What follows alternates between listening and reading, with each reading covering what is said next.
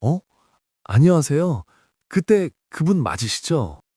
아, 네, 안녕하세요. 여기서 뵙네요. 우연히 같은 장소에서 마주친 남녀 두 사람은 빠르게 가까워지고 연인 사이가 되었습니다. 그러던 어느 날 남자는 여자에게 프로포즈를 하고 남자 쪽 어머니의 반대도 있었지만 무사히 결혼에 골인합니다. 그러나 마냥 행복할 줄 알았던 결혼 생활, 무슨 일인지 남자는 자꾸 수척해지고 있습니다. 도대체 이들에게는 무슨 일이 일어난 걸까요? 이들 앞에 펼쳐질 이야기가 이제 시작됩니다. 이야기 시작 전 구독과 좋아요 부탁드립니다. 어디서 듣고 계신지도 댓글로 남겨주시면 그곳의 하루가 더 편안하고 행복하길 빌겠습니다. 강남의 화려한 네온사인 아래 고급 룸살롱 르누아르가 있었습니다. 이곳에서 에이스라 불리는 여자가 있었는데 그녀의 이름은 한소은이었습니다. 28배 나이에 빼어난 미모와 능숙한 말솜씨로 손님들의 지갑을 열게 만드는 것이 그녀의 특기였습니다. 소은은 18살에 시골에서 무작정 상경해 온갖 밑바닥 일을 전전하다 이 세계에 발을 들였습니다. 처음엔 하루하루 버티는 것만으로도 벅찼지만 어느새 10년이라는 세월이 흘렀습니다. 30을 눈앞에 둔 지금 그녀는 이 생활에 진저리가 났습니다. 밤마다 취한 남자들의 손길을 피하고 새벽녘에 지친 몸을 이끌고 원룸으로 돌아가는 살. 거울 속 자신의 얼굴에 하나둘 늘어가는 잔주름을 볼 때마다 조급함이 밀려왔습니다. 이대로 가다간 몇 년 뒤엔 어디서도 찾아주지 않는 늙은 여자가 될 것이 뻔했습니다. 소은에게는 오직 하나의 목표가 있었습니다. 돈 많고 순진한 남자를 낚아서 신분 세탁을 하는 것. 그녀에게 결혼이란 사랑이 아니라 생존을 위한 사업이었습니다. 그러던 어느 날 밤 소은의 레이더망에 완벽한 먹잇감이 걸려들었습니다. 그날 밤 VIP룸에 들어선 남자는 다른 손님들과 달랐습니다. 어색하게 술잔을 기울이며 주변 시선을 의식하는 모습이 영락없는 초짜였습니다. 소은은 단번에 알아챘습니다. 이 남자는 접대 자리에 익숙하지 않은 아마도 억지로 끌려온 사람이라는 것을. 저 손님 누구야? 소은이 마담에게 슬쩍 물었습니다. 아, 진성물산 박 회장 아들이래. 외아들인데 엄청 순진하다더라. 아버지 사업 파트너가 억지로 데려왔대. 진성물산. 중견기업 중에서도 알아주는 탄탄한 회사였습니다. 게다가 외아들이라니 상속 재산이 고스란히 저 남자에게 갈 것이 분명했습니다. 소은의 눈이 번뜩였습니다. 그녀는 천천히 자리에서 일어나 그 남자의 옆으로 다가갔습니다. 다른 아가씨들처럼 들러붙거나 아양을 떠는 대신 조용히 앉아 물 한 잔을 건넸습니다. 많이 불편하시죠? 억지로 오신 거 티가 나요. 남자는 놀란 눈으로 소은을 바라봤습니다. 그의 이름은 박민준, 32살의 평범한 회사원이었습니다. 아버지 회사의 임원직을 맡고 있었지만 유흥가와는 거리가 먼 사람이었습니다. 어떻게 아셨어요? 눈을 보면 알아요. 여기 계신 분들과 눈빛이 달라요. 소은은 부드럽게 미소 지으며 말했습니다. 그 미소는 철저하게 계산된 것이었지만 민주는 그것을 알 리 없었습니다. 그날 이후 소은은 치밀한 작전을 세웠습니다. 그녀는 더 이상 룸살롱에 나가지 않았습니다. 대신 그동안 모아둔 돈으로 강남의 작은 원룸에서 신사동의 깔끔한 오피스텔로 이사했습니다. 옷장을 정리해 화려한 드레스들을 모두 버리고 단정한 블라우스와 롱스커트로 채웠습니다. 무엇보다 중요한 것은 신분 세탁이었습니다. 소은은 과거 손님 중 한 명이었던 브로커를 찾아갔습니다. 그에게 큰 돈을 건네며 가짜 학력 증명서와 경력 증명서를 만들었습니다.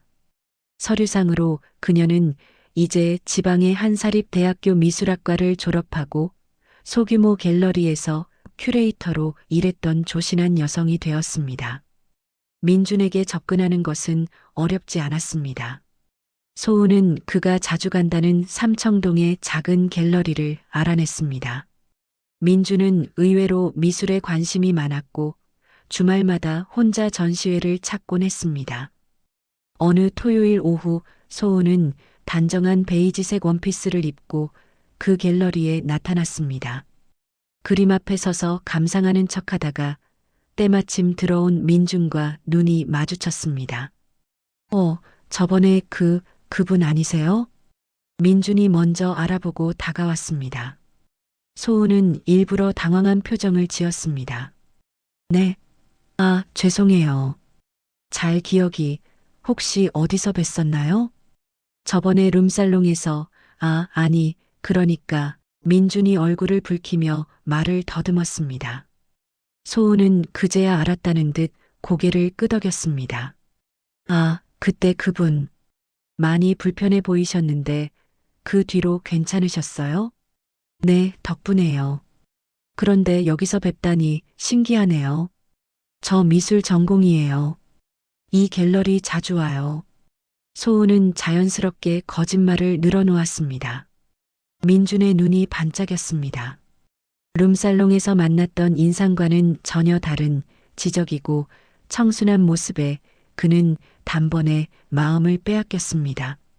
두 사람은 그날 함께 전시를 관람하고 근처 카페에서 차를 마셨습니다. 소은은 능숙하게 민준의 이야기를 들어주며 공감해 주었습니다. 아버지의 기대에 부응해야 한다는 압박감, 사람들 앞에 서는 것이 어색한 내성적인 성격. 민준은 처음으로 자신의 이야기를 진지하게 들어주는 사람을 만났다고 느꼈습니다. 그 뒤로 두 사람은 급속도로 가까워졌습니다. 민준은 매주 소은을 만나러 왔고 소은은 그때마다 완벽한 연기를 펼쳤습니다. 순수하고 다정하며 자신의 성공이 아닌 민준의 행복만을 바라는 것 같은 여자. 민준은 그런 소은에게 푹 빠져들었습니다. 사귄 지 석 달 만에 민준은 소은에게 청혼했습니다. 소은은 눈물까지 글썽이며 고개를 끄덕였습니다. 물론 그 눈물은 감격이 아니라 드디어 물고기가 낚였다는 안도감에서 나온 것이었습니다. 문제는 민준의 어머니 박 여사였습니다. 박 여사는 남편이 일찍 세상을 떠난 뒤 홀로 아들을 키우며 아버지 노릇까지 도맡아 했습니다. 그런 만큼 외아들의 결혼 상대에 대한 기준이 까다로웠습니다. 그래서 그 아가씨 집안이 어떻게 된다고? 어머니 소은이는 시골 출신이지만 혼자 힘으로 대학까지 나온 사람이에요. 성실하고 착해요. 시골? 어느 시골? 부모님은 뭐 하시는 분들이고? 민준이 아무리 설명해도 박 여사는 석연치 않았습니다. 소은의 부모님은 이미 돌아가셨다고 했고 고향에 친척도 없다고 했습니다. 신원을 확인할 방법이 없다는 것이 박 여사의 마음에 걸렸습니다. 박 여사는 직접 소은을 만나보기로 했습니다. 소은은 그 자리에서도 완벽한 연기를 펼쳤습니다. 정갈한 한복을 입고 나타나 깍듯이 인사를 올렸고 박 여사가 묻는 말에 조곤조곤 대답했습니다. 어머님, 저는 가진 것은 없지만 민준 씨를 진심으로 사랑합니다. 평생 잘 모시겠습니다. 박 여사는 여전히 찜찜했지만 아들의 태도가 문제였습니다. 민준은 소은 없이는 못 산다며 매일같이 어머니를 졸랐습니다. 어머니, 제발이요. 소은이 아니면 저 결혼 안 해요. 평생 혼자 살래요. 박 여사는 한숨을 내쉬었습니다. 30이 넘도록 연애 한 번 못하던 아들이 처음으로 좋아하는 여자라고 데려왔는데 이걸 막았다가 평생 원망을 들을 것 같았습니다. 그래, 내가 그렇게까지 말한다면야. 대신 나중에 후회해도 나한테 뭐라 하면 안 된다. 결국 박 여사는 결혼을 허락했습니다. 하지만 마음 한구석에 불안의 씨앗은 그대로 남아 있었습니다. 결혼식은 서울 시내의 특급 호텔에서 성대하게 치러졌습니다. 하얀 웨딩드레스를 입은 소은은 누가 봐도 행복한 신부였습니다. 하객들은 아름다운 신부와 훤칠한 신랑의 모습에 감탄했습니다. 버질로드를 걸으며 소은은 속으로 비릿한 미소를 지었습니다. 드디어 해냈다. 그녀에게 민주는 남편이 아니었습니다. 걸어다니는 지갑, 그 이상도 이하도 아니었습니다. 진성물산의 재산, 이 남자 명의의 부동산과 주식, 그리고 앞으로 그녀가 손에 넣을 모든 것. 그것만이 소은이 원하는 전부였습니다. 주례사가 울려 퍼지는 동안 소은은 눈물을 흘렸습니다. 하객들은 감동의 눈물이라 여겼지만 그것은 10년간의 처절한 밑바닥 생활을 끝냈다는 안도의 눈물이었습니다. 신부, 신랑에게 하고 싶은 말이 있습니까? 사회자의 질문에 소은은 민준의 손을 꼭 잡으며 대답했습니다. 당신을 만난 건 제 인생 최고의 행운이에요. 평생 당신만 바라볼게요. 민준은 감격에 겨워 소은을 끌어안았습니다. 박 여사는 그 모습을 바라보며 애써 미소를 지었지만 가슴 한편이 서늘했습니다. 며느리의 눈물 속에서 무언가 이질적인 것이 스쳐 지나간 것 같았습니다. 결혼식이 끝나고 신혼여행을 떠나는 차 안에서 소은은 창밖을 바라보며 생각했습니다. 이제 시작이었습니다. 진짜 게임은 지금부터였습니다. 그녀의 차갑게 빛나는 눈동자 속에는 앞으로 펼쳐질 치밀한 계획이 담겨 있었습니다. 결혼 후 1년이 흘렀습니다. 겉으로 보기에 소은은 누구보다 헌신적인 아내였습니다. 매일 아침 새벽같이 일어나 남편의 아침상을 차렸고 출근하는 민준의 양복을 정성껏 다려주었습니다. 특히 소은이 공들이는 것은 남편의 건강관리였습니다. 여보, 이거 마셔요. 내가 새벽에 일어나서 갈았어요. 소은은 매일 아침 직접 만든 녹색 주스를 민준에게 건넸습니다. 케일과 시금치, 사과를 갈아 만든 것이라고 했습니다. 민준은 아내의 정성에 감동하며 단 한 번도 거르지 않고 그 주스를 마셨습니다. 고마워, 여보. 당신 만난 게 내 인생 최고의 행운이야. 민준이 환하게 웃으며 말할 때마다 소은은 상냥하게 미소 지었습니다. 하지만 그 미소 뒤에 숨겨진 진심을 민준은 알지 못했습니다. 사실 그 주스에는 건강 재료만 들어간 것이 아니었습니다. 소은은 주스를 만들 때마다 냉장고 깊숙이 숨겨둔 작은 병에서 무색무취의 액체를 몇 방울씩 떨어뜨렸습니다. 그것은 인터넷 암시장을 통해 어렵게 구한 중금속 용액이었습니다. 한 번에 많은 양을 넣으면 들키기 때문에 소은은 아주 조금씩 매일 꾸준히 남편에게 먹였습니다. 소은이 이런 끔찍한 계획을 세운 것은 결혼 직후부터였습니다. 신혼여행에서 돌아온 날 밤, 민준이 깊이 잠든 사이 소은은 그의 서재를 뒤졌습니다. 금고 비밀번호를 알아내 재산 목록을 확인했는데 생각보다 규모가 컸습니다. 부동산과 주식을 합치면 수백억 원에 달했습니다. 하지만 문제가 있었습니다. 재산 대부분이 박 여사와 공동 명의이거나 회사 지분으로 묶여 있었습니다. 이혼을 해봤자 소은이 가져갈 수 있는 몫은 생각보다 크지 않았습니다. 게다가 박 여사가 버티고 있는 한 재산 분할 싸움은 길고 지저분해질 것이 뻔했습니다. 그때 소은의 머릿속에 섬뜩한 생각이 스쳤습니다. 이혼보다 더 확실한 방법이 있었습니다. 민준이 죽으면 법적 배우자인 자신이 모든 것을 상속받게 됩니다. 여기에 거액의 생명보험까지 더하면 완벽했습니다. 소은은 과거 룸살롱 시절 단골이었던 남자를 떠올렸습니다. 그 남자는 대형 보험사의 지점장으로 소은에게 푹 빠져 있었습니다. 소은은 오랜만에 그에게 연락을 했습니다. 오빠 나야. 응, 잘 지내지. 근데 부탁할 게 있어서. 소은은 능숙하게 그를 구슬렸습니다. 보험 가입 절차를 간소화해 달라고 했고 남편 몰래 진행해야 하니 비밀을 지켜달라고 했습니다. 그 남자는 소은의 부탁이라면 뭐든 들어주었습니다. 며칠 뒤 소은은 민준에게 서류 몇 장을 내밀었습니다. 여보, 이것 좀 사인해 줄래요? 연금보험이래요. 우리 노후 대비용으로 가입하면 좋대서. 응? 아, 그래. 당신이 알아서 해줘서 고마워. 민주는 서류 내용을 제대로 읽어보지도 않고 사인했습니다. 아내가 하는 일이니 당연히 좋은 것이라 믿었기 때문입니다. 하지만 그 서류는 연금보험이 아니었습니다. 보험금 50억 원짜리 생명보험이었고 수령인은 배우자인 한소은으로 되어 있었습니다. 그날 밤 소은은 거울 앞에 서서 만족스러운 미소를 지었습니다. 이제 필요한 것은 민준의 죽음뿐이었습니다. 하지만 너무 빨리 죽으면 의심을 살 수 있었습니다. 그래서 천천히, 아주 천천히 진행하기로 했습니다. 건강 주스는 그렇게 시작된 것이었습니다. 한편 소은에게는 또 다른 비밀이 있었습니다. 그녀에게는 과거부터 함께 온 남자가 있었습니다.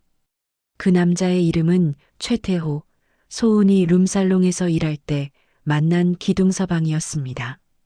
태호는 잘생긴 외모를 가졌지만 하는 일 없이 여자들에게 빌부터 사는 한량이었습니다. 소은과는 단순한 육체관계를 넘어 서로의 비밀을 공유하는 사이였습니다. 소은이 민준과 결혼한 것도 그 결혼이 돈을 위한 사기라는 것도 태호는 처음부터 알고 있었습니다. 소은은 결혼 후에도 태호와의 관계를 끊지 않았습니다. 민준이 회사에 간 낮 시간, 그녀는 종종 강남의 허름한 모텔에서 태호를 만났습니다. 두 사람은 침대에 누워 앞으로의 계획을 이야기했습니다. 그래서 보험금이 얼마래?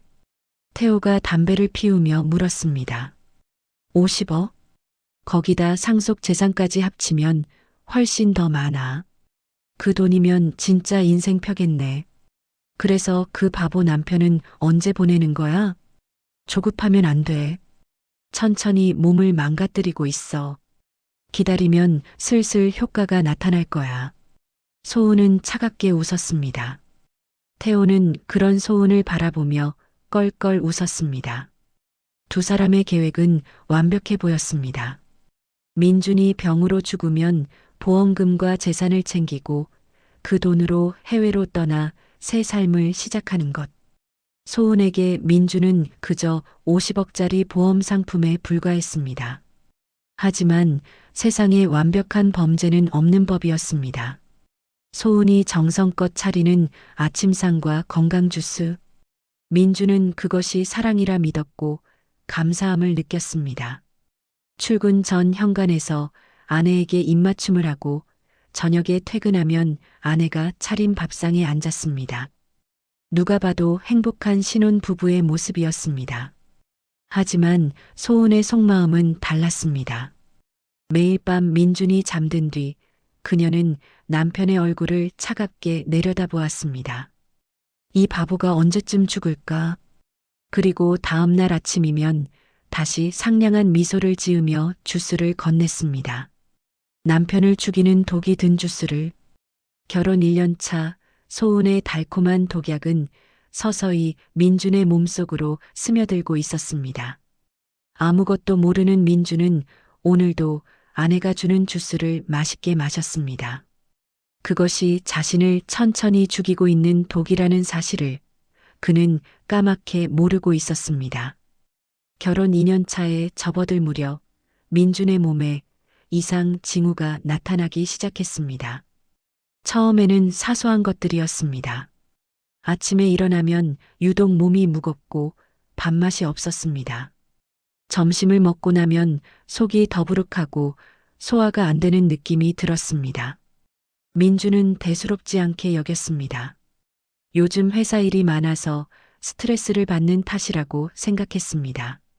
여보, 나 요즘 왜 이렇게 피곤하지? 잠을 자도 개운하질 않아. 아이고, 우리 남편 요즘 회사에서 너무 무리하는 거 아니에요? 내가 보약 좀 지어올까? 소은은 걱정스러운 표정을 지으며 민준의 등을 다독였습니다. 하지만 속으로는 만족스러운 미소를 짓고 있었습니다. 드디어 효과가 나타나기 시작한 것이었습니다. 그날 밤 소은은 태호에게 전화를 걸었습니다. 효과가 나타나기 시작했어. 피곤하다고 하더라고. 잘 됐네. 근데 너무 티나게 하면 안 돼. 천천히 해. 알아. 조급하면 안 되지. 소은은 전화를 끊고 냉장고에서 그 작은 병을 꺼냈습니다. 조금씩 양을 늘려야 할 때가 된 것 같았습니다. 몇 달이 더 지나자 민준의 증상은 눈에 띄게 심해졌습니다. 원래 건강 체질을 자랑하던 그였는데 이제는 계단을 오르기만 해도 숨이 찼습니다. 손이 덜덜 떨려서 젓가락질도 힘들어졌고 갑자기 어지러워서 휘청거리는 일도 잦아졌습니다. 무엇보다 심각한 것은 체중 감소였습니다. 불과 반년 사이에 10kg 넘게 빠져서 양복이 헐렁해졌습니다. 여보, 나 병원 한번 가봐야 하나? 요즘 너무 이상해. 민준이 거울에 비친 자신의 야윈 얼굴을 보며 말했습니다. 소은은 재빨리 고개를 저었습니다. 병원은 무슨, 괜히 가서 스트레스만 받아요. 내가 몸에 좋은 거 해줄 테니까 좀만 쉬어봐요. 그래, 당신 말이 맞겠지. 민주는 아내의 말에 순순히 따랐습니다. 소은이 시키는 대로 하면 다 나을 거라 믿었습니다. 그것이 얼마나 어리석은 믿음인지 그는 알지 못했습니다.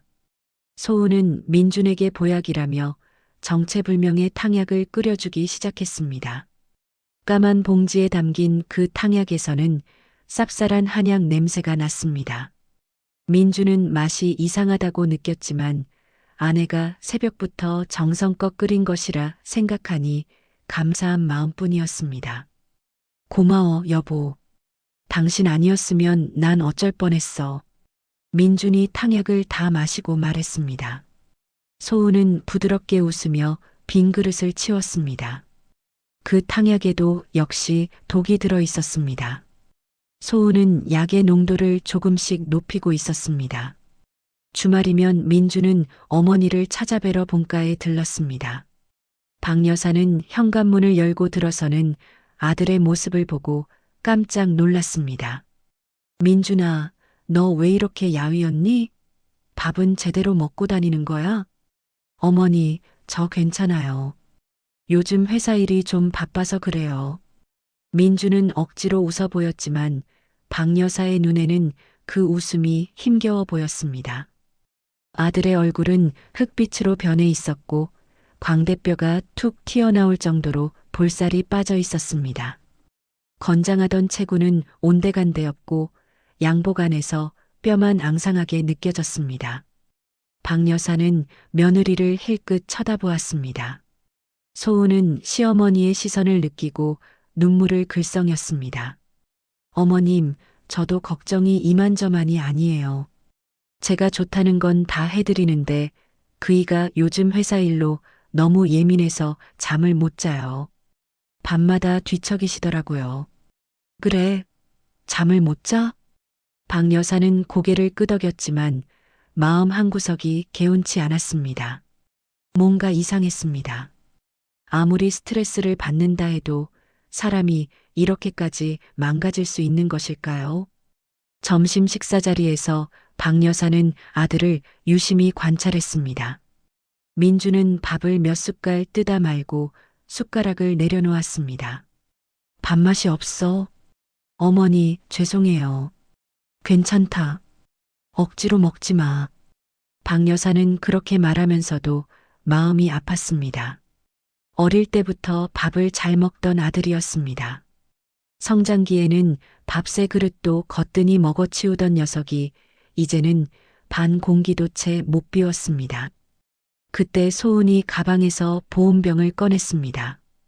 여보, 이거 마셔요. 오늘 아침에 내가 갈아온 특제 주스예요. 몸에 좋은 거 다 넣었어요. 소은은 상냥하게 웃으며 컵에 초록색 주스를 따랐습니다. 민주는 고맙다며 그 주스를 받아 마셨습니다. 박 여사는 그 모습을 묵묵히 지켜보았습니다. 식사가 끝나고 거실에서 차를 마시던 중이었습니다. 민준이 갑자기 얼굴을 찌푸리며 배를 움켜쥐었습니다. 배가 아파. 갑자기 왜 이러지? 여보, 괜찮아요? 소은이 놀란 척 달려갔습니다.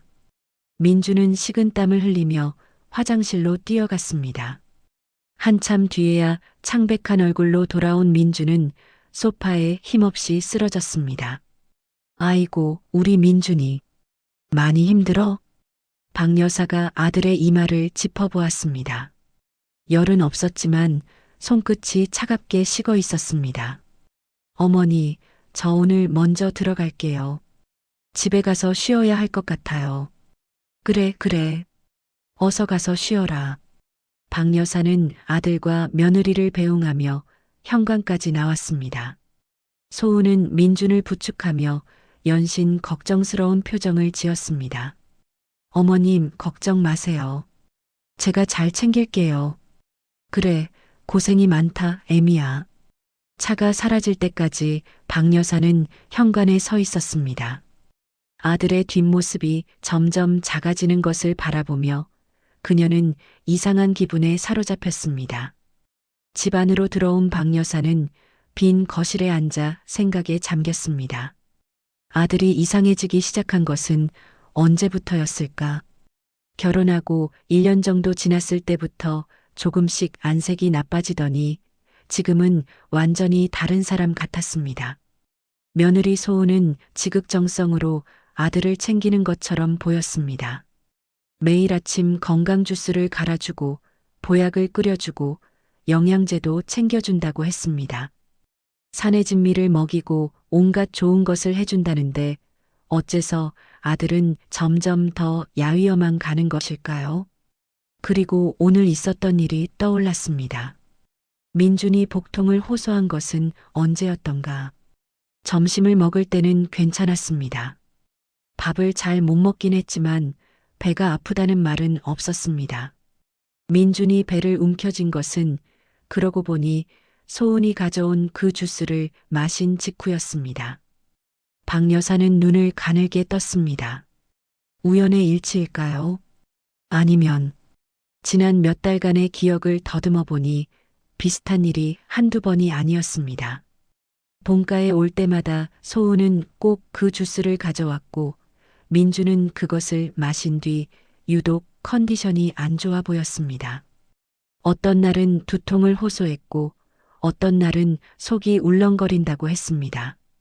박 여사는 소파에서 벌떡 일어났습니다. 거실을 서성이며 생각을 정리했습니다. 설마 그럴 리가. 며느리가 아들에게 뭔가 나쁜 짓을 하고 있다고? 아무리 그래도 그건 너무 끔찍한 상상이었습니다. 박 여사는 고개를 저으며 그 생각을 지워버리려 했습니다. 하지만 한번 생긴 의심은 쉽게 사라지지 않았습니다.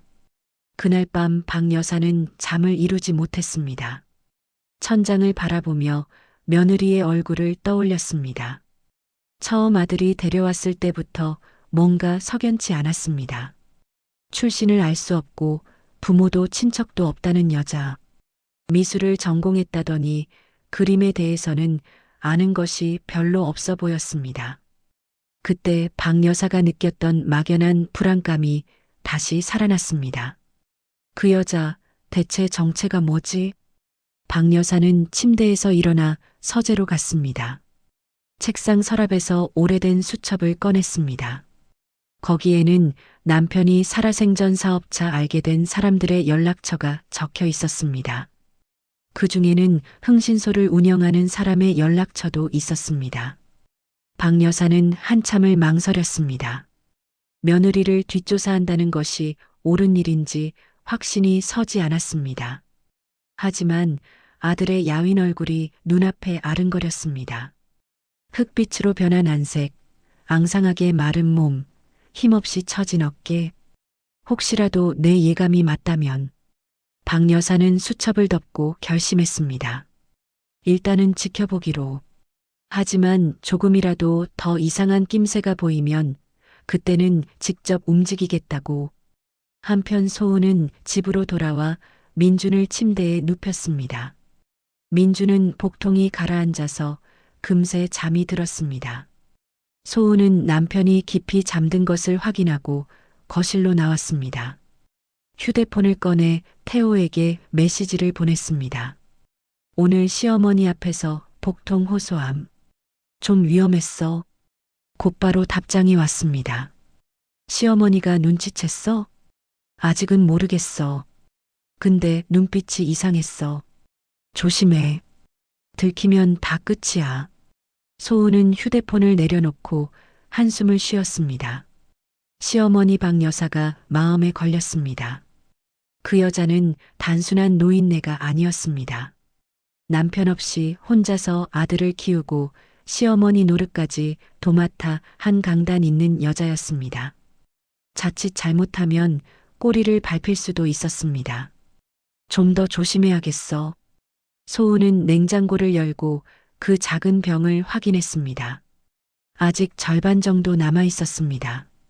이 정도면 앞으로 몇 달은 더 쓸 수 있을 것이었습니다. 소은은 다시 침실로 돌아갔습니다. 민주는 여전히 깊이 잠들어 있었습니다. 그녀는 남편의 창백한 얼굴을 내려다보며 중얼거렸습니다. 조금만 더 참아. 곧 끝나니까. 그 목소리에는 남편에 대한 연민 같은 것은 눈곱만큼도 없었습니다. 오직 차갑고 계산적인 냉기만이 서려 있었습니다. 시들어가는 아들과 그것을 지켜보는 어머니, 그리고 가면 뒤에서 모든 것을 조종하는 아내. 세 사람 사이에 보이지 않는 긴장감이 감돌기 시작했습니다. 그로부터 한 달 뒤, 박 여사는 오랜만에 아들 내외를 본가로 불렀습니다. 추석이 코앞이라 온 가족이 모여 식사를 하기로 한 것이었습니다. 저녁 6시 현관문이 열리고 민준과 소은이 들어섰습니다. 박 여사는 아들의 모습을 보고 가슴이 철렁 내려앉았습니다. 한 달 전보다 상태가 더 나빠져 있었습니다. 민준의 얼굴은 핏기 하나 없이 창백했고 눈 밑에는 시커먼 그늘이 짙게 내려앉아 있었습니다. 볼은 움푹 패여서 광대뼈가 앙상하게 드러났고 걸음걸이도 비틀거렸습니다. 33의 젊은 나이인데 마치 중병을 앓는 노인 같았습니다. 민준아, 너 왜 이렇게 됐니? 박 여사가 다급하게 아들에게 다가갔습니다. 민준은 힘없이 웃어 보였습니다.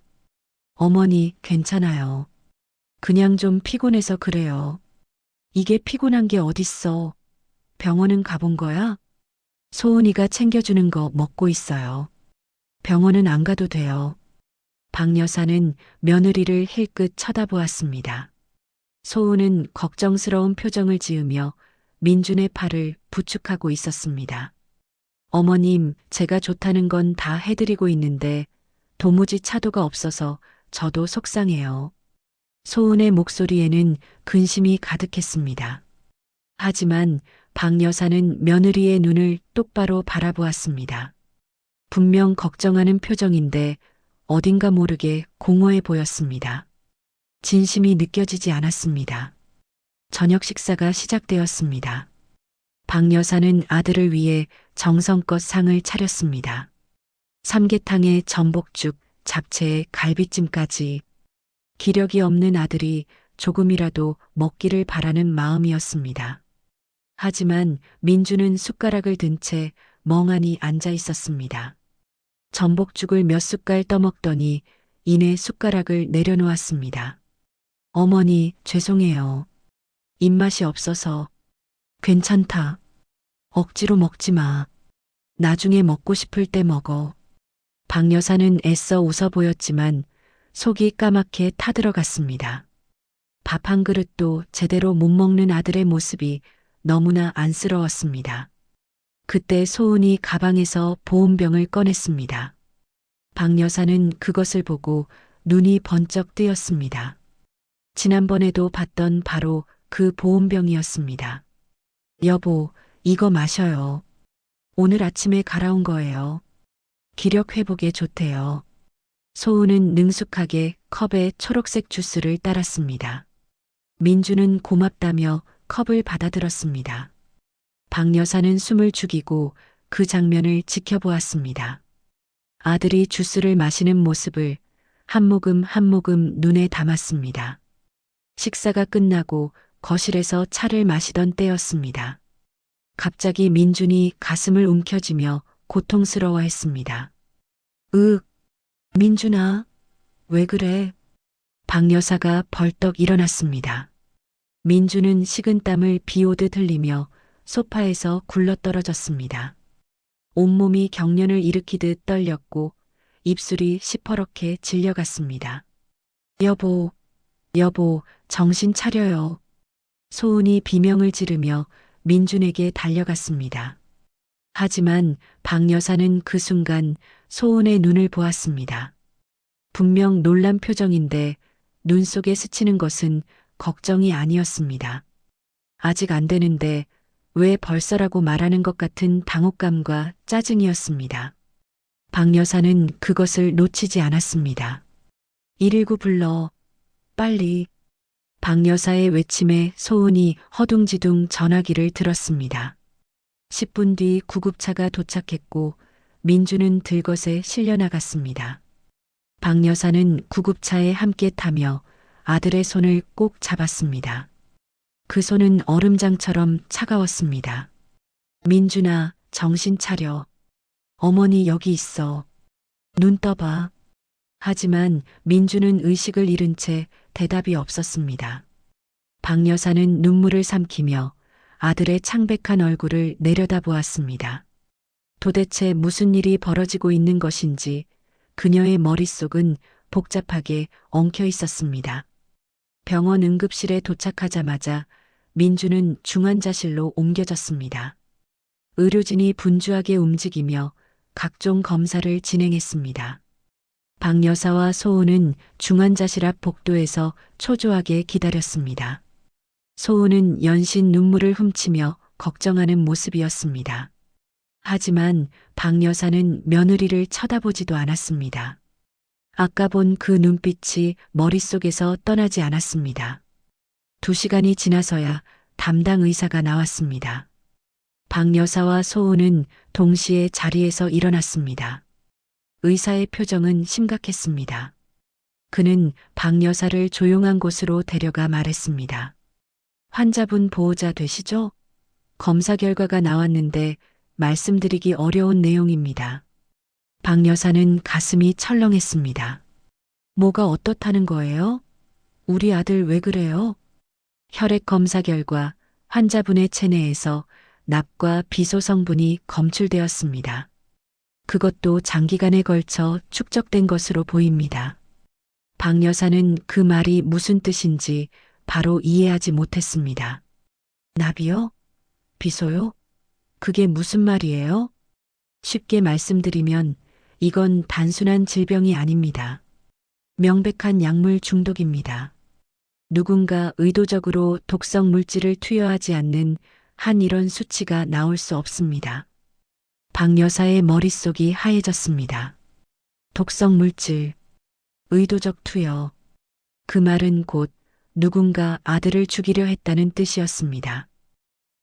그게 무슨 말도 안 되는. 박 여사는 말을 잇지 못하고 비틀거렸습니다. 의사가 황급히 부축했습니다. 일단 환자분은 해독 치료를 시작했습니다. 생명에는 지장이 없도록 최선을 다하겠습니다. 하지만 이건 경찰에 신고해야 할 사안입니다. 명백한 범죄 혐의가 있습니다. 박 여사는 고개를 끄덕였지만 정신이 아득했습니다. 누가 아들에게 독을 먹였단 말인가. 그때 복도 저편에서 소은이 다가왔습니다. 어머님, 의사 선생님이 뭐래요? 민준이 괜찮은 거예요? 소은의 목소리는 걱정으로 떨리고 있었습니다. 하지만 박 여사는 며느리를 똑바로 쳐다보았습니다. 아까 아들이 쓰러졌을 때 스쳤던 그 눈빛, 매일 아침 챙겨주던 그 주스, 마시고 나면 늘 컨디션이 나빠지던 아들. 모든 것이 연결되었습니다. 박 여사는 분노로 몸이 떨렸지만 애써 표정을 감추었습니다. 지금 여기서 소리를 지르면 안 되었습니다. 확실한 증거가 필요했습니다. 그래, 일단 위험한 고비는 넘겼대. 좀 더 지켜봐야 한다더구나. 다행이에요. 정말 다행이에요. 소은은 안도의 한숨을 내쉬었습니다. 하지만 박 여사는 그 안도가 어디서 오는 것인지 알 것 같았습니다. 아직 안 죽어서 다행이라는 뜻이겠지. 박 여사는 이를 악물었습니다. 그날 밤 박 여사는 병원 측에 요청해 민준의 병실을 VIP 통제 구역으로 옮겼습니다. 출입 인원을 최소화하고 보호자 외에는 면회를 제한했습니다. 물론 그 보호자의 며느리는 포함시키지 않았습니다. 어머님, 저는 왜 못 들어가요? 저 민준이 남편이에요. 소은이 항의했지만 박 여사는 냉정하게 대답했습니다. 의사 선생님이 당분간 면회를 자제하래. 환자한테 자극을 주면 안 된다고. 애미야, 넌 집에 가서 쉬어. 내가 여기서 지킬 테니까. 하지만 어머님, 됐어. 내 아들은 내가 지킨다. 박 여사의 단호한 목소리에 소은은 더 이상 말을 잇지 못했습니다. 시어머니의 눈빛이 예사롭지 않았습니다. 뭔가 알고 있는 것일까? 소은은 불안해지기 시작했습니다. 소은이 병원을 나선 뒤 박 여사는 빈 복도에 서서 휴대폰을 꺼냈습니다. 서재에서 가져온 오래된 수첩을 펼쳐 어떤 번호를 찾았습니다. 손가락이 떨렸지만 그녀는 심호흡을 하고 전화를 걸었습니다. 신호음이 3번 울리고 상대방이 받았습니다. 여보세요, 세종흥신소입니다. 저 박 회장 부인입니다. 남편 돌아가시기 전에 신세 진 적 있죠. 부탁드릴 일이 있어서요. 아, 사모님. 오랜만입니다. 무슨 일이신지요? 박 여사는 잠시 눈을 감았다가 떴습니다. 그리고 낮고 단단한 목소리로 말했습니다. 우리 며느리 있잖아요. 그 여자 뒷조사 좀 해주세요. 과거부터 현재까지 샅샅이 털어주세요. 비용은 얼마든지 드릴게요. 전화 너머에서 잠시 침묵이 흘렀습니다. 알겠습니다. 최대한 빨리 진행하겠습니다. 전화를 끊은 박 여사는 중환자실 창문 너머로 보이는 아들을 바라보았습니다. 각종 기계에 둘러싸여 누워있는 민준의 모습이 눈물겹도록 안쓰러웠습니다. 민준아, 어미가 반드시 밝혀낼게. 누가 너한테 이런 짓을 했는지. 박 여사는 주먹을 불끈 쥐었습니다. 만약 정말 며느리가 범인이라면 그녀를 절대 용서하지 않을 것이었습니다. 내 새끼 목숨을 노린 대가를 반드시 치르게 해주겠다고 박 여사는 이를 갈았습니다. 한편 병원을 나선 소은은 곧바로 태호에게 전화를 걸었습니다. 큰일 났어. 남편이 쓰러져서 병원에 실려갔는데 혈액 검사를 했대. 뭐? 검사 결과는? 아직 자세히는 모르겠어. 근데 시어머니 눈빛이 심상치 않아. 뭔가 눈치챈 것 같아. 태호의 목소리가 급해졌습니다. 그럼 우리 계획 다 틀어지는 거 아니야? 진정해. 아직 확실한 건 아무것도 없어. 일단 좀 더 지켜보자. 소은은 전화를 끊고 어두운 거리를 걸었습니다. 가슴이 불안하게 뛰었습니다. 혹시 검사에서 독극물이 발견되면 어떡하지? 그러면 모든 게 끝이었습니다. 하지만 소은은 고개를 저었습니다. 아직 포기하기엔 일렀습니다. 설령 독극물이 발견된다 해도 자신이 했다는 증거는 없었습니다. 끝까지 발뺌하면 되었습니다. 소은은 차가운 미소를 지으며 집으로 향했습니다. 아직 게임은 끝나지 않았습니다. 흥신소에 의뢰한 지 일주일이 지났습니다. 박 여사는 병원에서 아들을 간호하며 연락을 기다렸습니다. 민주는 해독 치료를 받으며 조금씩 안색을 되찾고 있었지만 아직 의식은 돌아오지 않았습니다. 그 사이 소은은 여러 차례 병원을 찾아왔습니다. 하지만 박 여사는 번번이 면회를 거부했습니다. 어머님, 제발이요. 남편 얼굴 한 번만 보게 해주세요. 소은이 애원하듯 말했지만 박 여사는 냉담하게 고개를 저었습니다. 의사 선생님이 당분간 면회객을 받으면 안 된다고 했어. 넌 집에서 쉬어. 하지만 저도 보호자인데요. 내가 지키고 있으니까 걱정 말라고 했잖아. 그만 가봐. 소은은 입술을 깨물며 돌아섰습니다. 시어머니의 태도가 예전과 확연히 달랐습니다. 분명 뭔가 눈치챈 것이 틀림없었습니다. 병원을 나선 소은은 곧장 태호에게 연락했습니다. 두 사람은 강남의 허름한 모텔에서 만났습니다. 시어머니가 완전히 날 막고 있어. 병실 출입도 못하게 해. 소은이 침대에 앉으며 한숨을 내쉬었습니다. 태호는 담배를 피우며 창밖을 바라보았습니다. 그럼 어쩔 거야? 계획대로 안 되잖아. 일단 좀 더 지켜보자. 아직 경찰이 움직이는 것 같진 않으니까.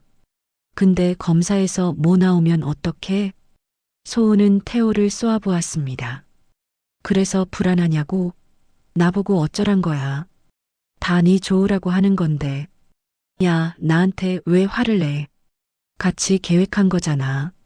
두 사람 사이에 날카로운 기류가 흘렀습니다. 하지만 이내 태호가 소은을 끌어당겼습니다. 알았어, 알았어. 싸우지 말자. 어차피 우린 한 배 탄 거잖아. 끝까지 같이 가는 수밖에 없어. 소은은 태호의 품에 안기며 눈을 감았습니다. 불안했지만 지금 와서 물러설 수는 없었습니다.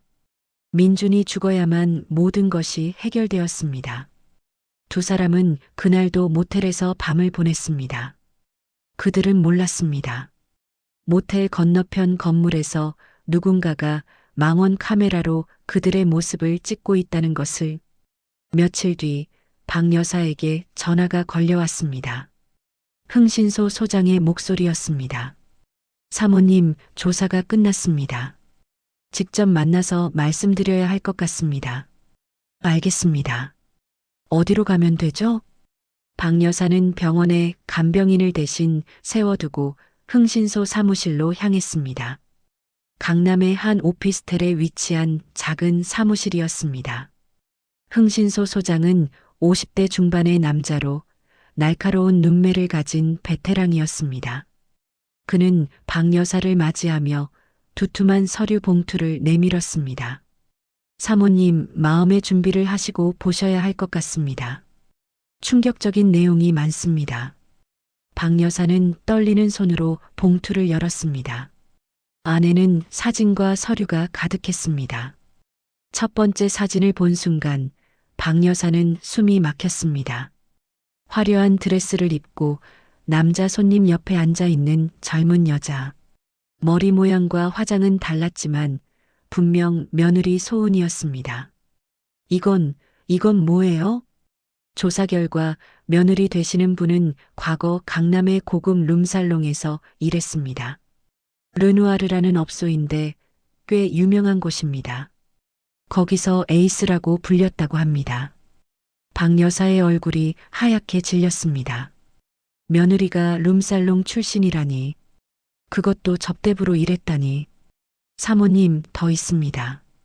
소장이 다음 서류를 꺼냈습니다. 가짜 졸업 증명서와 경력 증명서였습니다. 이 여자는 미술대학을 나온 적이 없습니다. 학력 자체가 위조입니다. 브로커를 통해 신분 세탁을 했더군요. 비용이 꽤 들었을 겁니다. 박 여사는 손이 덜덜 떨렸습니다. 처음부터 끝까지 거짓이었습니다.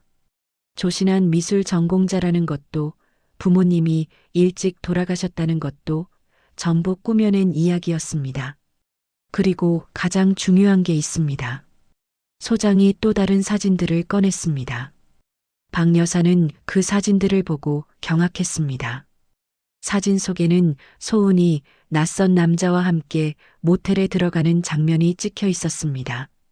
두 사람이 손을 잡고 걷는 모습, 로비에서 체크인하는 모습, 방으로 들어가는 뒷모습, 날짜를 보니 며칠 전이었습니다. 아들이 중환자실에 누워 있는 동안 며느리는 다른 남자와 모텔을 들락거렸던 것이었습니다. 이 남자가 누군지 조사했습니다. 이름은 최태호, 35살입니다. 직업은 불분명하고 여자들에게 빌부터 사는 속칭 기둥서방입니다. 며느리 분과는 룸살롱 시절부터 알던 사이고 결혼 후에도 계속 만나왔습니다. 박 여사는 사진을 쥔 손에 힘이 들어갔습니다. 배신감이 분노로 바뀌어 온몸을 타고 흘렀습니다. 더 있습니다, 사모님. 소장이 녹음기를 꺼냈습니다. 이건 이틀 전 그 모텔에서 녹음한 겁니다. 방에 도청 장치를 설치해 두었습니다. 소장이 재생 버튼을 눌렀습니다. 녹음기에서 소은의 목소리가 흘러나왔습니다. 그 바보가 빨리 죽어야 하는데 시어머니가 병실을 맡고 있어서 손을 쓸 수가 없어. 태호의 목소리가 이어졌습니다. 병원에서 죽으면 어떻게 돼? 보험금은 나와? 당연하지. 병사로 처리되면 문제 없어. 50억이 고스란히 내 통장으로 들어와. 그 돈 들고 진짜 해외로 튀자. 여기서 계속 사는 건 위험해. 그래, 장례 치르고 적당히 시간 끌다가 나가자. 호주나 캐나다 어때? 두 사람의 웃음소리가 녹음기에서 흘러나왔습니다. 남편이 죽기를 기다리며 해외 도피를 계획하는 추악한 대화였습니다. 박 여사는 녹음기를 듣다가 주먹으로 테이블을 내리쳤습니다. 인연이 감히. 분노로 온몸이 부들부들 떨렸습니다. 며느리가 단순히 과거를 숨긴 것만이 아니었습니다. 아들을 죽이고 보험금을 타내려는 계획을 세우고 있었던 것이었습니다. 그것도 정부와 함께. 사모님, 괜찮으십니까? 소장이 걱정스럽게 물었습니다. 박 여사는 거친 숨을 몰아쉬며 고개를 끄덕였습니다. 괜찮습니다. 계속 말씀해 주세요. 네. 추가로 확인한 바로는 며느리 분이 아드님 명의로 생명보험을 가입했습니다. 보험금이 50억 원이고 수령인은 배우자인 본인으로 되어 있습니다. 가입 시기는 결혼 직후입니다. 박 여사는 이를 악물었습니다. 모든 것이 맞아떨어졌습니다. 결혼 직후 거액의 생명보험 가입, 그리고 서서히 남편에게 독을 먹이기 시작. 병으로 죽으면 보험금을 받아 정부와 해외로 도주. 완벽하게 짜인 살인 계획이었습니다. 증거는 이게 전부입니까? 박 여사가 물었습니다. 현재까지는 그렇습니다. 하지만 사모님, 이 정도면 경찰에 고발하기 충분합니다. 살인 미수와 보험 사기 혐의로요. 박 여사는 고개를 저었습니다. 아직입니다. 좀 더 확실한 증거가 필요해요. 전현이 발뺌 못하게 완벽하게 잡아야 합니다. 소장은 박 여사의 눈빛을 보고 고개를 끄덕였습니다. 이 여자는 단순히 며느리를 잡으려는 것이 아니었습니다. 완전히 숨통을 끊으려는 것이었습니다. 알겠습니다. 그럼 좀 더 지켜보겠습니다. 추가 증거가 나오면 바로 연락드리겠습니다. 박 여사는 서류와 사진들을 봉투에 다시 넣었습니다. 그리고 자리에서 일어나며 말했습니다. 비용은 얼마든지 드릴 테니 확실하게 해주세요. 전현이 빠져나갈 구멍 하나 없게. 네, 맡겨주십시오. 흥신소를 나선 박 여사는 차에 올라타고 한동안 움직이지 않았습니다. 손에 든 봉투를 내려다보며 깊은 한숨을 내쉬었습니다. 아들이 데려왔을 때 느꼈던 불안감이 이렇게 현실이 될 줄은 몰랐습니다. 그때 좀 더 강하게 반대할 걸. 뒷조사를 먼저 했어야 했는데. 후회가 밀려왔습니다. 하지만 지금 후회해봤자 소용없었습니다. 중요한 것은 앞으로였습니다. 박 여사는 봉투 속 사진을 다시 꺼내 들었습니다. 소은과 태호가 모텔로 들어가는 사진. 두 사람의 얼굴에는 죄책감 같은 건 눈곱만큼도 없었습니다. 감히 내 아들 목숨을 노려. 박 여사는 사진을 움켜쥐며 중얼거렸습니다. 눈에서 차가운 빛이 번뜩였습니다. 배신감을 넘어선 사리가 느껴졌습니다. 두고 봐라. 내가 우리 민준이한테 한 짓 천배만배로 갚아주마. 박 여사는 차 시동을 걸고 병원으로 향했습니다. 며느리를 완전히 무너뜨릴 계획을 세워야 했습니다. 빠져나갈 구멍 하나 없이 완벽하게. 한편 소은은 그런 사실을 까맣게 모른 채 태호와 미래를 꿈꾸고 있었습니다. 민준이 죽으면 받을 50억으로 어느 나라로 갈지, 어떤 집을 살지, 장밋빛 환상에 젖어 있었습니다. 그녀는 몰랐습니다. 자신의 모든 행적이 낱낱이 기록되고 있다는 것을, 그리고 시어머니가 벼르고 있는 복수의 칼날이 곧 자신의 목을 향할 것이라는 것을. 흥신소에서 받은 자료만으로도 충분히 충격적이었지만 박 여사는 서두르지 않았습니다. 모텔에서 녹음한 대화는 강력한 증거였지만 변호사를 통해 확인해 보니 한 가지 문제가 있었습니다. 사모님, 이 녹음은 불법 도청으로 얻은 것이라 법정에서 증거 능력이 떨어질 수 있습니다. 상대 측 변호사가 물고 늘어지면 무효화될 가능성이 있어요. 박 여사는 이를 악물었습니다.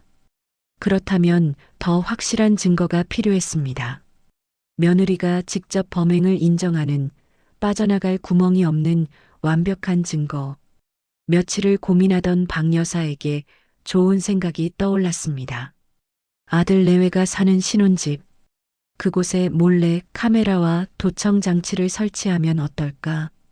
소은이 집에서 태호와 만나거나 혼자서 무슨 짓을 하는지 낱낱이 녹화할 수 있을 것이었습니다.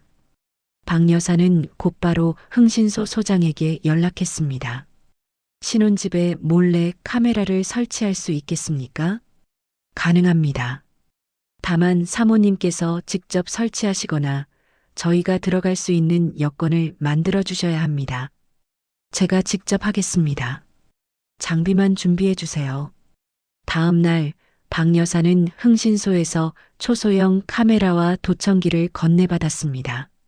카메라는 단추만 한 크기였고 도청기는 손톱보다 작았습니다.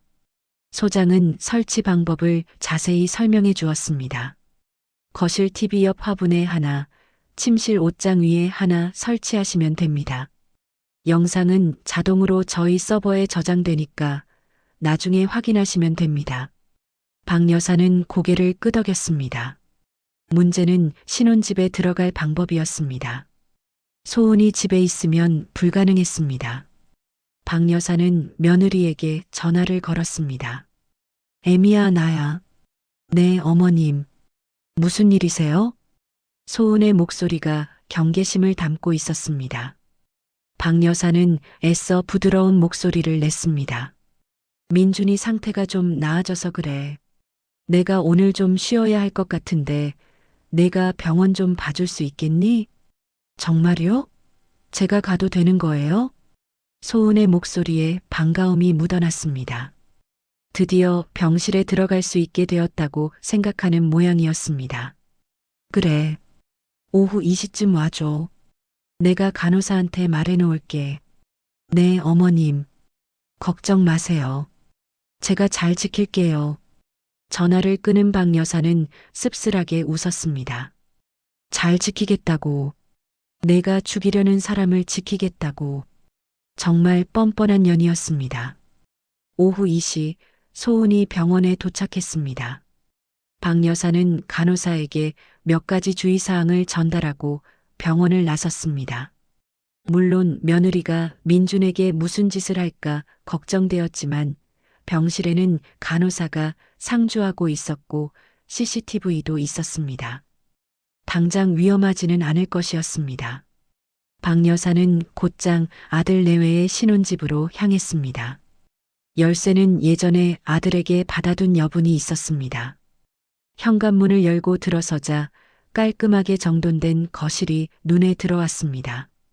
박 여사는 마음을 다잡고 재빨리 움직였습니다. 먼저 거실 TV 옆에 놓인 큰 화분으로 갔습니다. 화분잎 사이에 초소형 카메라를 숨겼습니다. 렌즈가 거실 전체를 비추도록 각도를 조절했습니다. 다음은 침실이었습니다. 옷장 위에 올려진 장식품 뒤에 또 하나의 카메라를 설치했습니다. 그리고 침대 옆 협탁 밑에 도청기를 부착했습니다. 모든 작업은 30분 만에 끝났습니다. 박 여사는 집안을 둘러보며 이상한 점이 없는지 확인했습니다. 카메라와 도청기는 눈을 씻고 봐도 찾기 어려울 정도로 잘 숨겨져 있었습니다. 집을 나서기 전 박 여사는 냉장고를 열어보았습니다. 흥신소 소장이 말했던 그 작은 병이 있는지 확인하고 싶었습니다. 냉장고 안쪽 깊숙한 곳에 검은 천으로 감싸진 작은 병이 있었습니다. 박 여사는 그것을 꺼내 들었습니다. 무색무취의 액체. 이것이 아들을 죽음의 문턱까지 몰아간 독이었습니다. 박 여사는 분노로 이를 악물었습니다. 당장 이것을 들고 경찰에 가고 싶었지만 참았습니다. 아직이었습니다. 더 확실한 증거가 필요했습니다. 박 여사는 병을 원래 자리에 두고 냉장고를 닫았습니다. 그리고 신혼집을 빠져나왔습니다. 이제 기다리는 일만 남았습니다. 며칠이 지났습니다. 박 여사는 매일 흥신소를 통해 녹화 영상을 확인했습니다. 소은은 대부분의 시간을 집에서 보냈고 가끔 병원에 왔지만 박 여사가 자리를 비울 때뿐이었습니다. 그러던 어느 날 밤 드디어 박 여사가 기다리던 장면이 포착되었습니다. 영상 속에서 현관문이 열리고 소은이 들어왔습니다. 그리고 그 뒤를 이어 태호가 따라 들어왔습니다. 소은이 집으로 정부를 불러들인 것이었습니다. 두 사람은 거실 소파에 나란히 앉았습니다. 태호가 소은의 어깨를 끌어안으며 물었습니다. 그래서 그놈 상태가 어때? 아직 의식이 없어.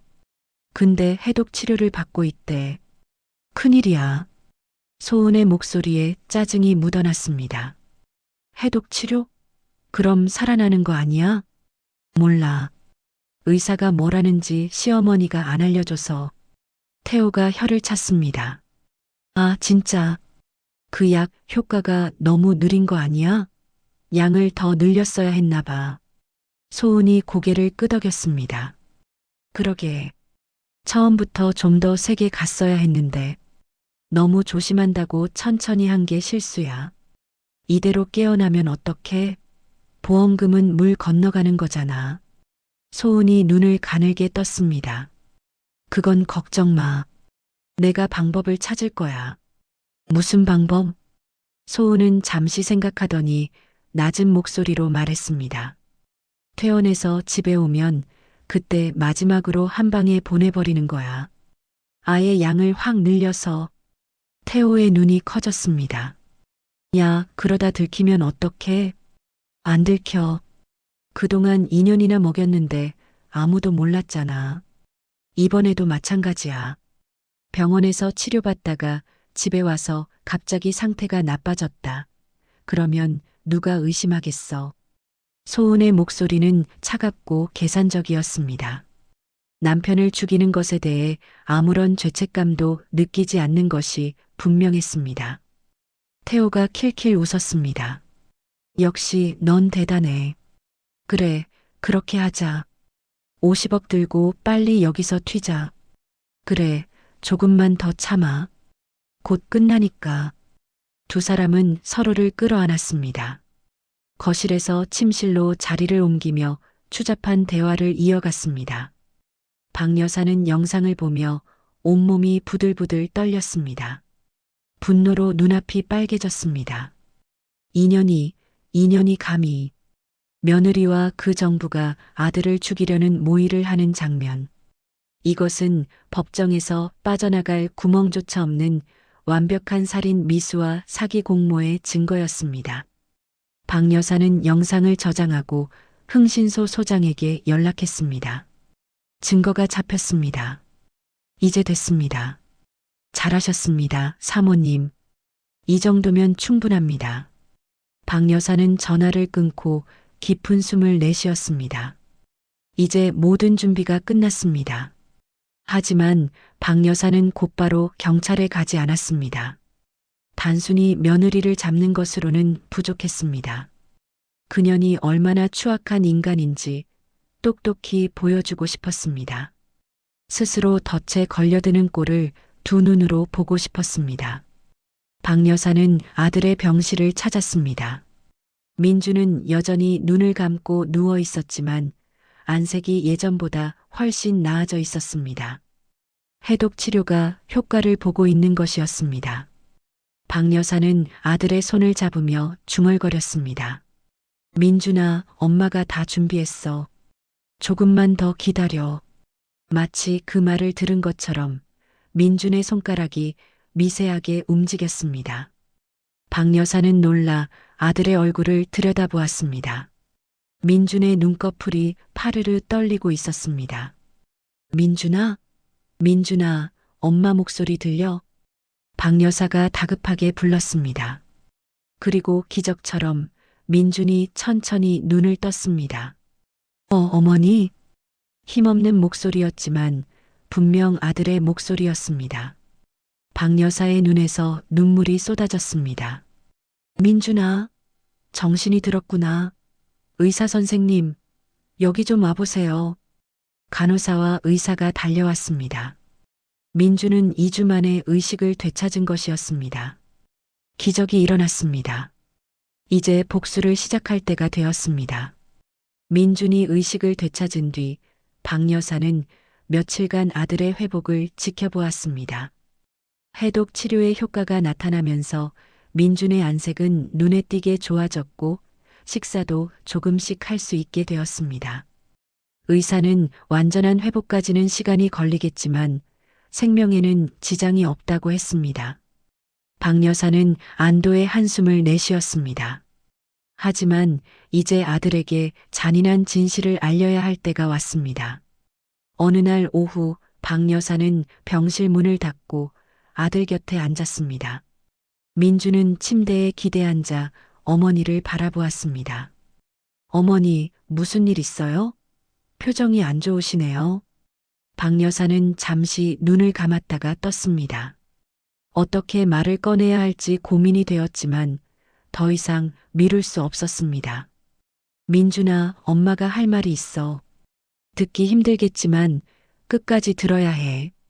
민주는 어머니의 심각한 표정에 긴장했습니다. 네, 말씀하세요. 박 여사는 천천히 입을 열었습니다. 내가 왜 쓰러졌는지 알아? 의사 선생님이 중금속 중독이라고 하셨는데 어디서 그런 게 들어왔는지 모르겠어요. 박 여사는 고개를 저었습니다.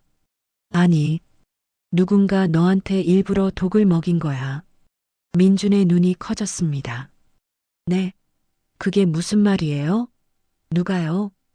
박 여사는 아들의 손을 꼭 잡았습니다. 그리고 차마 입에 담기 힘든 말을 내뱉었습니다. 소은이야, 네 아내가 너를 죽이려고 했어. 민주는 그 말을 이해하지 못한 듯 멍하니 어머니를 바라보았습니다. 어머니, 무슨 말씀을 하시는 거예요? 그게 말이 돼요? 증거가 있어. 직접 봐라. 박 여사는 가방에서 태블릿을 꺼냈습니다. 그리고 흥신소에서 받은 사진들을 하나씩 보여주었습니다. 소은이 룸살롱에서 일하던 시절의 사진, 가짜 졸업증명서와 경력증명서, 모텔에서 태호와 함께 있는 사진. 민주는 사진을 볼수록 얼굴이 하얗게 질려갔습니다. 이게 뭐예요? 이게 정말 소은이에요? 그래. 내 아내는 강남 룸살롱 출신이야. 학력도 경력도 전부 위조한 거고 처음부터 끝까지 너를 속인 거야. 민주는 믿을 수 없다는 듯 고개를 저었습니다. 하지만 사진 속 여자는 분명 소은이었습니다. 화장과 머리 모양은 달랐지만 그 얼굴은 틀림없이 자신의 아내였습니다. 그리고 이 남자, 박 여사가 태호의 사진을 가리켰습니다. 이 남자는 소은이의 과거 정부야. 결혼 전부터 알던 사이고 결혼 후에도 계속 만나왔어.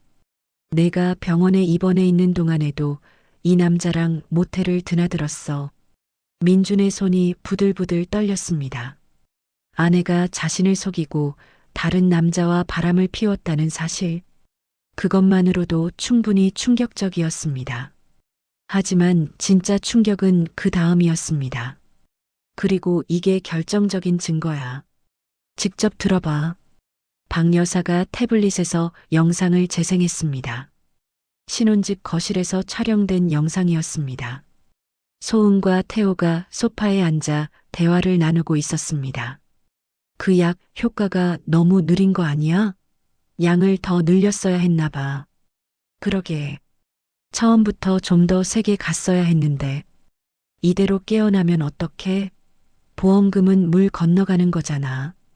퇴원해서 집에 오면 그때 마지막으로 한 방에 보내버리는 거야. 아예 양을 확 늘려서. 민주는 영상을 보다가 고개를 돌렸습니다. 더 이상 볼 수 없었습니다. 눈에서 눈물이 흘러내렸습니다. 그가 진심으로 사랑했던 아내. 매일 아침 건강 주스를 만들어주며 웃던 여자. 아프면 밤새 곁을 지켜주겠다고 약속하던 여자. 그 모든 것이 거짓이었습니다. 소은은 처음부터 그를 돈으로만 봤습니다. 사랑은 없었습니다. 걸어다니는 지갑, 50억짜리 보험금. 자신은 그것에 불과했습니다. 어떻게 이럴 수가. 민주는 두 손으로 얼굴을 감싸며 흐느꼈습니다. 박 여사는 아들의 등을 쓸어주며 함께 눈물을 흘렸습니다. 미안하다, 민준아. 엄마가 진작에 막았어야 했는데. 그때 좀 더 강하게 반대했어야 했는데. 어머니 잘못이 아니에요. 제가 바보였어요. 그 여자한테 완전히 속았어요. 민주는 한참을 울었습니다. 배신감과 분노가 뒤섞여 가슴이 찢어지는 것 같았습니다. 2년간의 결혼 생활이 전부 사기였다는 사실이 너무나 참담했습니다. 한참 뒤 민준이 눈물을 닦으며 고개를 들었습니다. 그의 눈에서 슬픔이 거치고 차가운 분노가 타올랐습니다. 어머니, 그 여자 어떻게 할 거예요? 박 여사는 아들을 똑바로 바라보았습니다. 경찰에 신고할 거야. 살인 미수에 보험 사기, 빠져나갈 구멍 없이 잡을 거야. 근데 그냥 잡히는 건 싫어.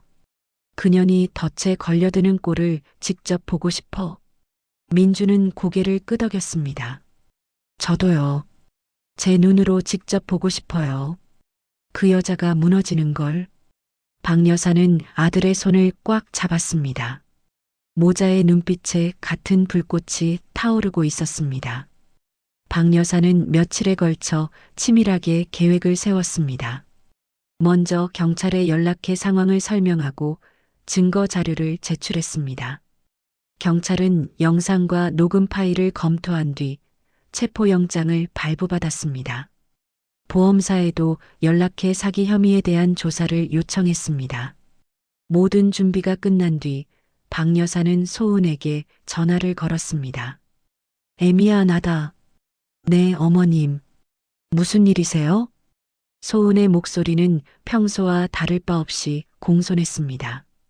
박 여사는 속으로 이를 갈면서도 애써 떨리는 목소리를 냈습니다. 민준이가 갑자기 상태가 나빠졌어. 의사 선생님이 위독하다는구나. 네, 위독하다고요? 소은의 목소리에 놀라움이 묻어났습니다. 하지만 박 여사는 그 놀라움 뒤에 숨겨진 것이 무엇인지 알고 있었습니다. 드디어라는 기대감일 것이었습니다. 그래, 의사 선생님이 가족들 부르래.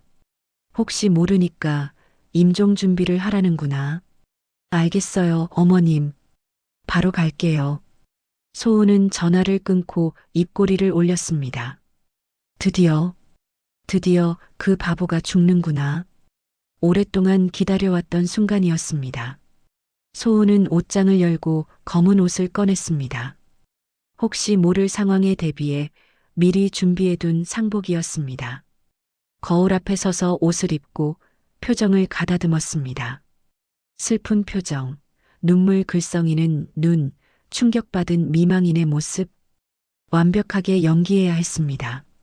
소은은 휴대폰을 들어 태호에게 메시지를 보냈습니다.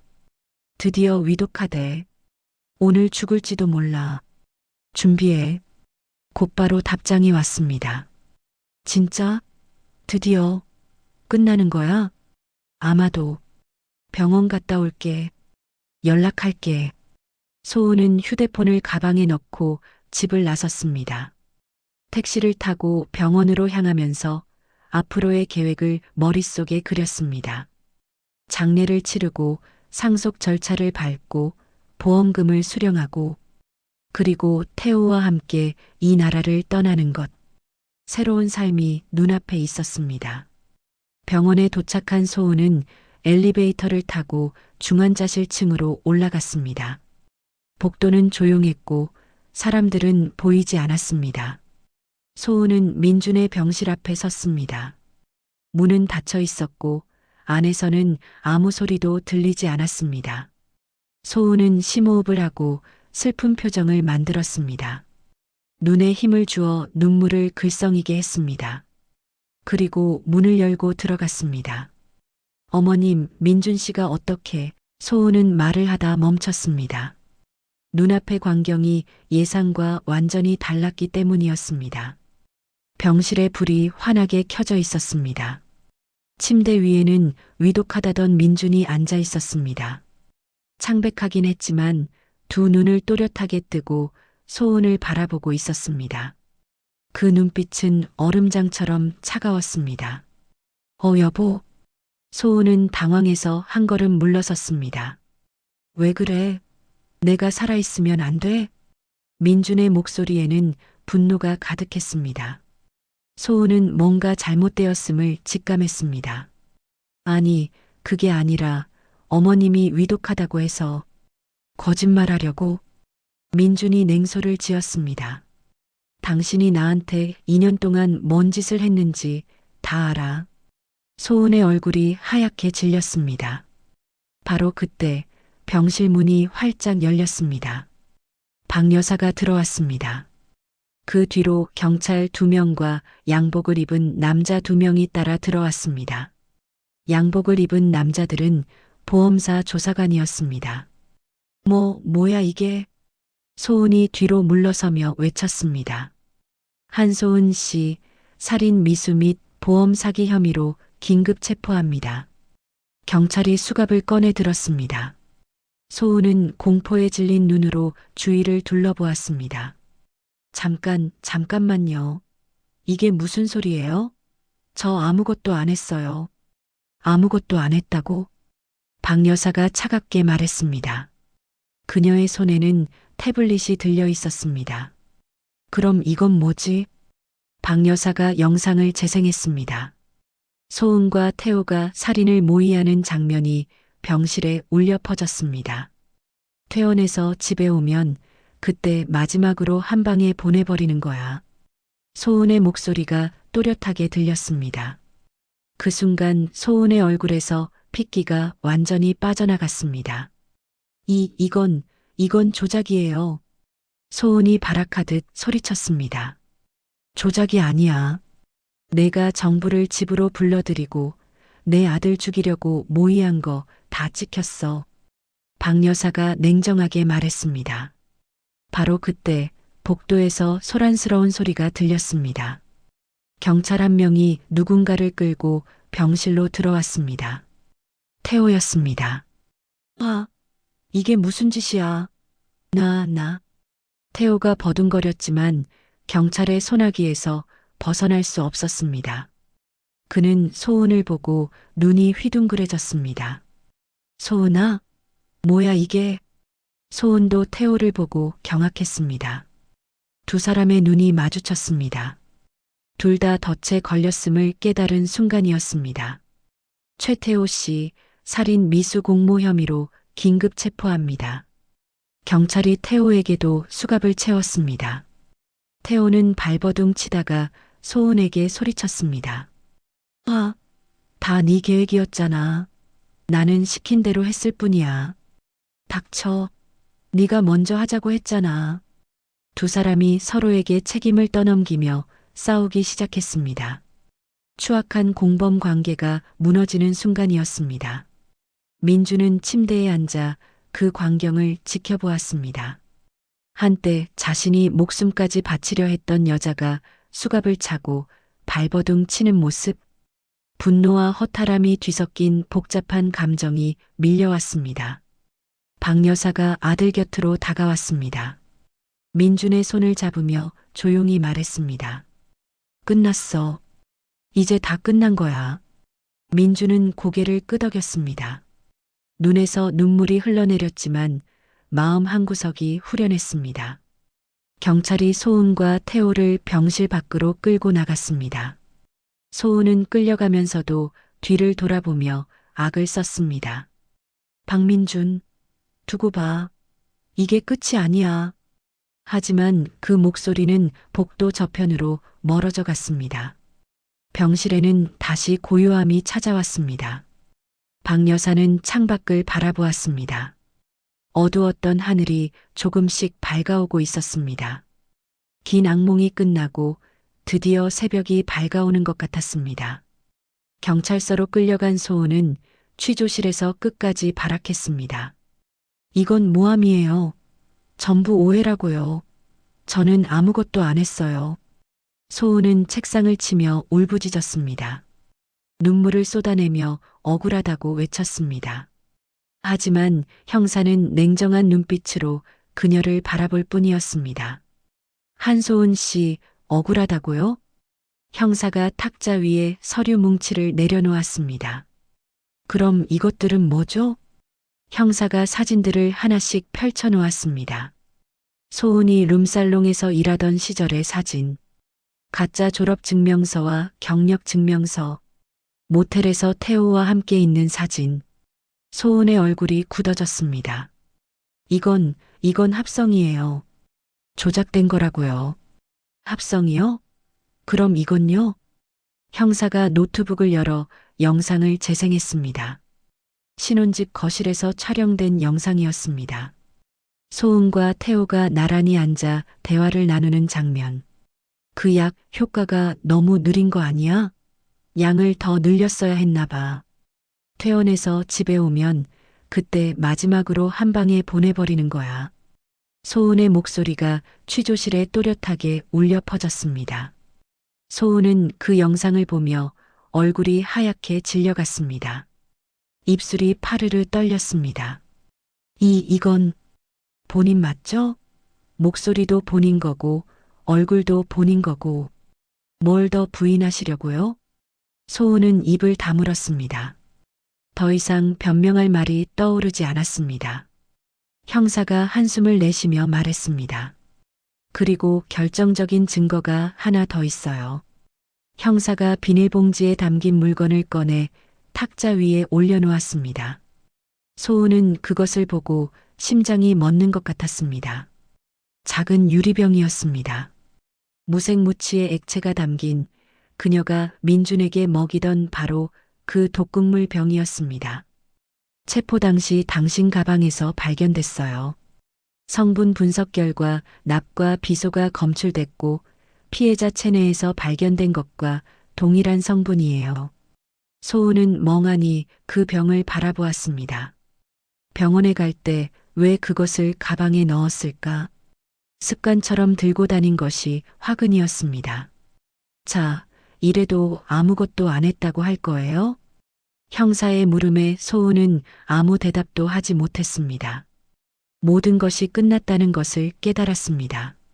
한편 옆 취조실에서는 태호가 조사를 받고 있었습니다. 태호는 소은과 달리 처음부터 태도가 달랐습니다. 저는 그냥 시킨 대로 했을 뿐이에요. 다 소은이가 계획한 거라고요. 태호는 모든 것을 소은에게 떠넘기려 했습니다. 저는 보험 가입한 것도 몰랐고 독극물도 소은이가 혼자 구한 거예요. 저는 그냥 같이 도망가자고 한 것밖에 없어요. 형사는 코웃음을 쳤습니다. 같이 도망가자고 한 것밖에 없다고요? 영상에서 당신도 마지막으로 한 방에 보내버리자고 했던데요? 태호의 얼굴이 일그러졌습니다. 그건 그냥 말이 그렇다는 거지. 진짜로 죽이려고 한 건 아니에요. 그건 법정에서 판단할 문제예요. 최태호 씨, 당신도 살인 미수 공모 혐의로 기소될 겁니다. 태호는 고개를 떨구었습니다. 소은을 만난 것이 자신의 인생 최대의 실수였다는 것을 뒤늦게 깨달았습니다. 소식을 들은 기자들이 경찰서 앞으로 몰려들었습니다. 중견기업 오너 가문의 며느리가 남편을 독살하려 했다는 뉴스는 순식간에 퍼져나갔습니다. 재벌가 며느리의 충격적인 이중생활. 룸살롱 출신, 신분 세탁 후 재벌가의 시집. 남편 독살 시도, 50억 보험금 노려. 신문과 방송에서 연일 이 사건을 다루었습니다. 소은의 과거가 낱낱이 파헤쳐졌고 그녀의 사진이 모자이크 처리되어 뉴스에 나왔습니다. 구치소에 수감된 소은은 매일 악몽에 시달렸습니다. 화려했던 과거가 주마등처럼 스쳐 지나갔습니다. 룸살롱에서 에이스로 불리며 돈을 쓸어 담던 시절, 민준을 처음 만났을 때의 짜릿한 희열, 결혼식 날 하얀 드레스를 입고 지었던 비릿한 미소, 그 모든 것이 이제 제가 되어 바람에 흩어졌습니다. 도대체 어디서부터 잘못된 걸까? 소은은 차가운 감방 바닥에 앉아 중얼거렸습니다. 하지만 대답해주는 사람은 아무도 없었습니다. 몇 달 뒤 재판이 시작되었습니다. 법정에 선 소은은 예전의 화려한 모습은 온데간데 없이 초라해져 있었습니다. 화장기 없는 얼굴에 죄수복을 입은 그녀는 마치 다른 사람 같았습니다. 옆에는 태호가 같은 모습으로 서 있었습니다. 방청석에는 박 여사와 민준이 앉아 있었습니다. 민준은 몇 달간의 해독 치료와 재활을 통해 건강을 많이 회복한 상태였습니다. 아직 완전하지는 않았지만 혼자 걸어서 법정에 올 수 있을 정도는 되었습니다.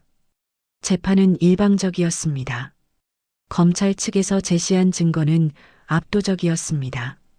신혼집에서 촬영된 살인모의 영상, 소은의 가방에서 발견된 독극물병, 민준 명의로 가입된 50억 원짜리 생명보험 서류, 흥신소에서 확보한 소은의 과거 행적과 신분 세탁 증거, 모텔에서의 불륜 사진과 녹음 파일.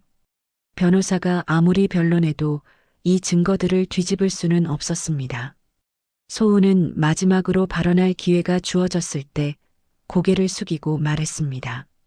저는 그저 가난에서 벗어나고 싶었을 뿐이에요. 밑바닥에서 기어 올라오려고 발버둥 친 것뿐이에요. 하지만 재판장은 냉정했습니다. 피고인의 어려운 환경은 참작할 수 있으나 그것이 타인의 생명을 해치려 한 범죄를 정당화할 수는 없습니다. 최종 선고가 내려졌습니다.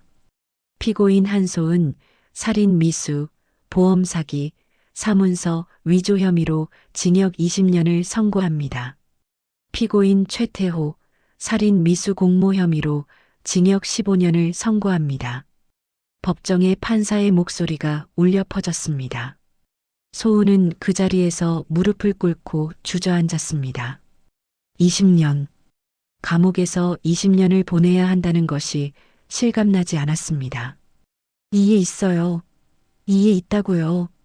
소은이 울부짖었지만 법정 경위들이 그녀를 끌어냈습니다. 태호도 고개를 푹 숙인 채 끌려나갔습니다. 방청석에서 그 모습을 지켜보던 박 여사는 조용히 한숨을 내쉬었습니다. 분노와 한이 조금씩 풀리는 것 같았습니다. 끝났어요, 어머니. 민준이 어머니의 손을 잡으며 말했습니다. 그래, 끝났다. 박 여사는 고개를 끄덕였습니다. 하지만 아직 완전히 끝난 것은 아니었습니다. 이제 남은 것은 뒷정리였습니다. 형사 재판이 끝난 뒤 민주는 이혼 소송을 제기했습니다. 소은은 구치소에서 이혼 서류에 서명해야 했습니다. 그녀에게는 선택의 여지가 없었습니다. 이혼 재판에서 민준 측은 소은의 혼인 사기를 주장했습니다. 결혼 자체가 처음부터 사기였으므로 위자료는커녕 그동안 소은이 빼돌린 돈을 전부 돌려받아야 한다고 요구했습니다. 조사 결과 소은은 결혼 생활 동안 민준 몰래 상당한 금액을 빼돌려 차명 계좌에 숨겨두고 있었습니다. 태호와의 해외 도피 자금으로 모아둔 돈이었습니다. 그 금액이 무려 5억 원에 달했습니다. 법원은 민준의 손을 들어주었습니다. 소은은 위자료를 한 푼도 받지 못했을 뿐만 아니라 차명 계좌에 숨겨둔 5억 원 전액을 민준에게 손해배상으로 지급하라는 판결을 받았습니다. 거기에 민준이 치료비로 쓴 병원비와 정신적 피해 보상금까지 더해져 소은은 빈털터리가 되었습니다. 50억을 노렸던 여자가 가진 것을 모두 털리는 순간이었습니다. 계절이 바뀌었습니다. 차가웠던 겨울이 지나고 따스한 봄이 찾아왔습니다. 민주는 꾸준한 재활 치료를 통해 건강을 되찾았습니다. 체중도 원래대로 돌아왔고 얼굴에도 핏기가 돌았습니다. 독으로 망가졌던 장기들도 서서히 회복되어 일상생활에 지장이 없어졌습니다. 회사에도 복귀했습니다. 물론 예전처럼 무리하지 않고 천천히 업무를 늘려갔습니다. 직원들은 그런 민준을 따뜻하게 맞아주었습니다. 어느 화창한 봄날 오후 민준은 어머니와 함께 산책을 나갔습니다. 집 근처 공원의 벚꽃이 활짝 피어 있었습니다. 분홍빛 꽃잎이 바람에 흩날리는 모습이 아름다웠습니다. 어머니, 오늘 날씨 좋네요. 민준이 어머니의 팔을 붙잡으며 말했습니다. 그러게, 이렇게 같이 걸을 수 있어서 다행이다. 박 여사는 아들의 얼굴을 바라보았습니다. 한때 흑빛으로 변했던 얼굴이 이제는 건강한 혈색을 되찾았습니다. 그 모습이 눈물겹도록 고마웠습니다. 어머니 아니었으면 저 진짜 죽을 뻔했어요. 민준이 조용히 말했습니다. 그런 말 마라. 내가 살아있어서 다행이지 뭐. 근데 어머니, 어떻게 눈치채신 거예요? 소은이가 그렇게 완벽하게 연기했는데. 박 여사는 먼 곳을 바라보며 대답했습니다. 엄마 눈은 못 속여. 아무리 연기를 잘해도 눈빛만은 못 숨기더라. 내가 아플 때 그녀 눈에서 걱정이 아니라 짜증이 보였어. 그때 확신했지. 민주는 쓴웃음을 지었습니다. 저는 끝까지 몰랐어요. 진짜 바보였죠. 아니야. 사람을 믿는 게 바보짓은 아니야. 다만 잘못된 사람을 믿은 거지. 박 여사가 아들의 등을 토닥였습니다. 이제 됐어. 다 지난 일이야. 앞으로 좋은 사람 만나면 돼. 민주는 고개를 끄덕였습니다. 상처는 아직 남아 있었지만 시간이 지나면 아물 것이었습니다. 중요한 것은 살아있다는 것, 그리고 곁에 어머니가 있다는 것이었습니다. 두 사람은 벚꽃 아래를 천천히 걸었습니다. 따사로운 햇살이 어깨 위로 내려앉았습니다. 어둡고 길었던 터널을 빠져나와 드디어 빗속으로 나온 기분이었습니다. 박 여사는 문득 감옥에 있을 소은을 떠올렸습니다. 20년 형을 받고 차가운 감방에서 하루하루를 보내고 있을 그 여자. 한때 이 집안을 망치려 했던 독부. 내가 뿌린 대로 거둔 거다. 박 여사는 속으로 중얼거렸습니다. 동정심 따위는 들지 않았습니다. 자기 아들을 죽이려 했던 여자에게 줄 자비 따위는 없었습니다. 그저 인과응보라는 말이 떠올랐습니다. 심은 대로 거둔다. 세상에 공짜는 없다. 소은은 자신의 욕심과 악행의 대가를 치르고 있을 뿐이었습니다. 박 여사는 고개를 들어 하늘을 바라보았습니다. 푸른 하늘에 하얀 구름이 두둥실 떠가고 있었습니다.